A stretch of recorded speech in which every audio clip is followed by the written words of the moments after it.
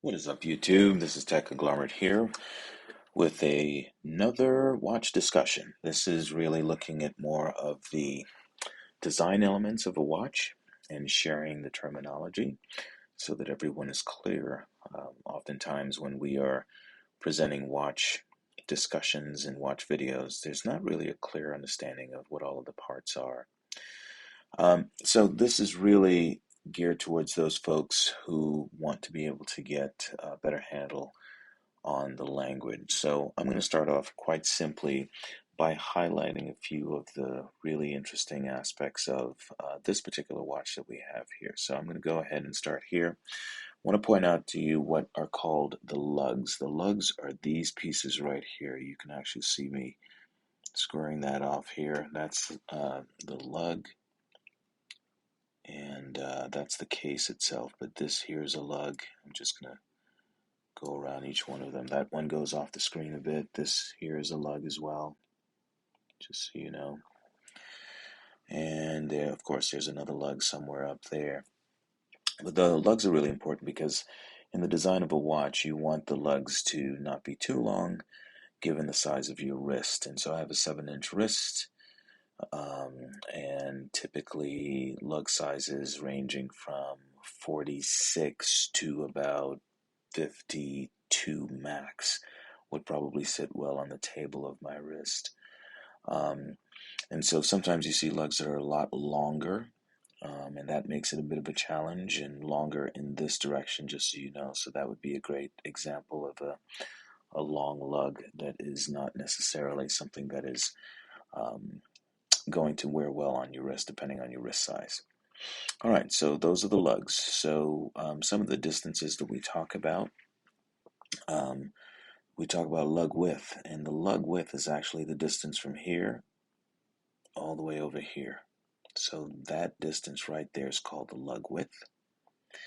And typical lug widths range from a 20, let me make sure that you all could see that, range from a 20 to sorry, let me just correct this here. I just want to get the right pencil for you all. So that distance is called, I'm going to go ahead and highlight this here. This is called the lug width, and that's typically 20 millimeters, and it can range down to 17 millimeters. Sometimes you see some that are a bit larger. Again, that dictates the size of the band that you'll be using or bracelet that you'll be using on your watch. And really, watch designers tend to have a pretty nice ratio between the diameter of the watch, of the case. And so the diameter of the case is typically, I'll go ahead and put this here, the diameter of the case is from this edge here. It's typically measured from here across here. And remember, this is just a circle that we have here. So this is the entire circle. And from your geometry classes back in grade school, you know that the diameter really is going through the center of the circle, which would be where this point is, and cutting through. So the diameter of the case is typically you're looking at something called the Goldilocks zone to be about 37 to about 41. And really, this is what we call the Goldilocks zone. And this is really the size of a watch. 37 is a little bit on the low side. In fact, 38 is probably more descriptive of it, and even that's a little bit smaller. But 38 to 41 millimeters is what we're talking about. Second, you start getting into 42 millimeters, and it's a bit more of a challenge. The other thing that's really cool, other aspect about the lugs that you need to be aware of is sometimes you measure the distance from here, from the edge of this lug here. I'm just going to pull it out there to the edge of this lug down here. And so that distance is called the Lug To Lug Distance. And that's the one that's really large. Typically, it ranges, depending on the size of the watch, it can range from, about 44 for a smaller watch, and it can go all the way up to 52. Um, Again, the proportions and how designers develop watches and design watches, everything is in proportion depending on the type of style that they're going for. This happens to be a German watch. And so you see the numbers themselves have more of a scripted Arabic numerals. It's almost like a Breguet style um, numeral, and it's something that is pretty nice and complementary for the watch. This watch has something called a chapter ring, and you see here, well, before I get into the chapter ring, let's talk about the dial. The dial itself is the part of the watch that you actually read the time off of. So I'm going to change the color here and put that in blue, and you'll see that all the way around. So it's not the case itself, it's just a piece within. It's kind of like the circle that you're actually viewing. So on the dial, you have all of these numbers here, 12, 1, all the way, 1, 2, 4, 5, 7, 8, 10, 11. And much of the watch, what we know to be a watch, is the dial that we actually see. The crystal itself is the glass, so we'll call it glass, but the crystal. Ooh, that's tough to read. I'm gonna have to change that color as well. So let me go ahead and change that. Change that. So the crystal, I'll make it in yellow. So the crystal is what we look through in order to see the dial. And sometimes that crystal can be sapphire crystal, so that's what we talk about. It could be like a hexalite crystal. If you're looking at something like an Omega Speedmaster, they use hexalite on the original versions.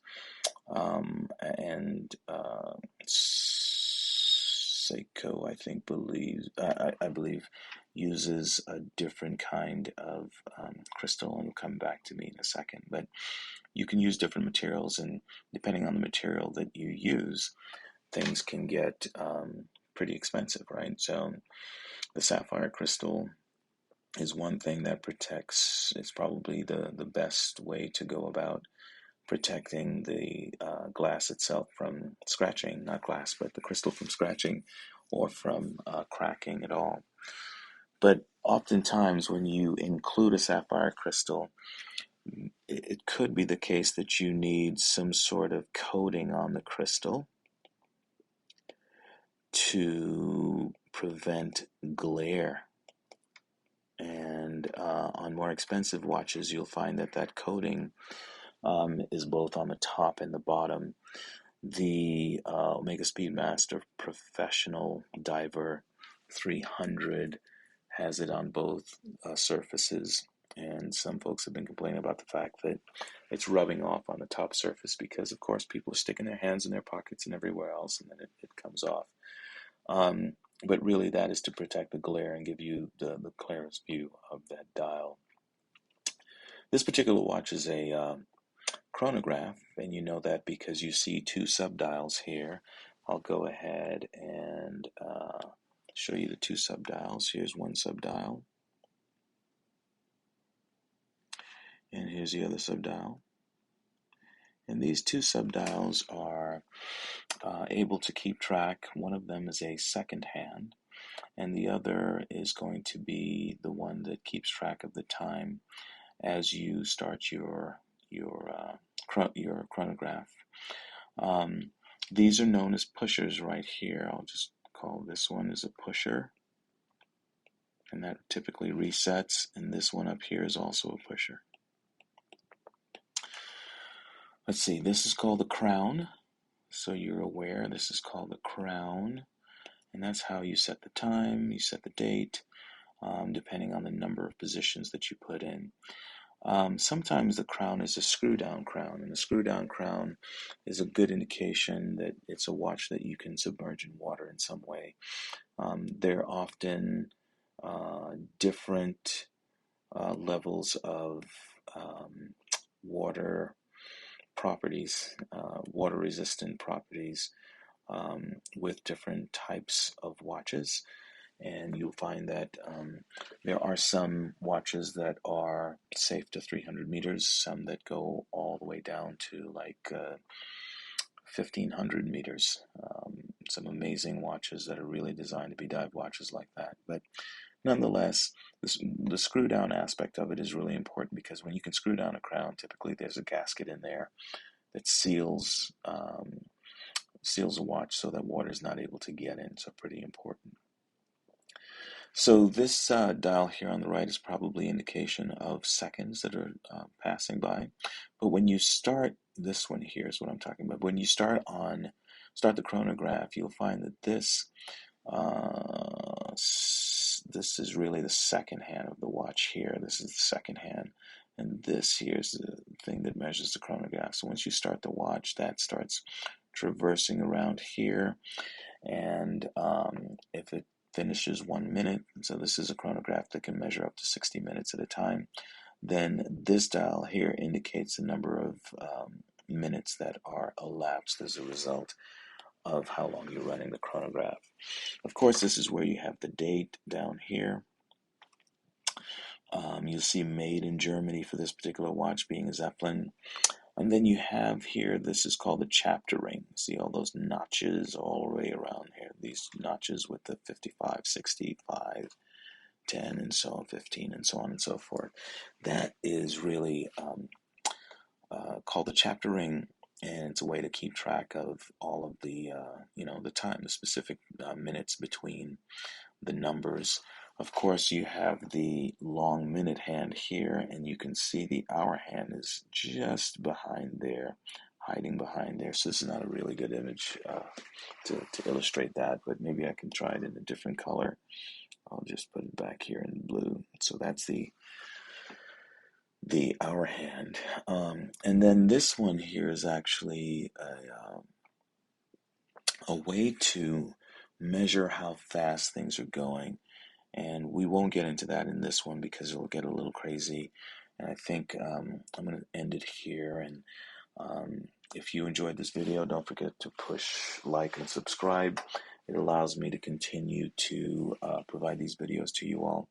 I want more and more folks to be aware of the excitement around watches, traditional watches, and some of the beauty around watches. You don't have to get into an expensive hobby necessarily. There's some fantastic watches for less than $100 that I would strongly recommend. But just wanted to start this whole process. I'm going to start looking into some of the math of some of the designs, which is a real cool aspect that I don't see a whole lot of YouTubers getting into. But as a mathematician, I get to do that, and so I look forward to doing that. Again, TechConglomerate here. Thank you for your time and attention. Looking forward to working and seeing you all in another video. Take care.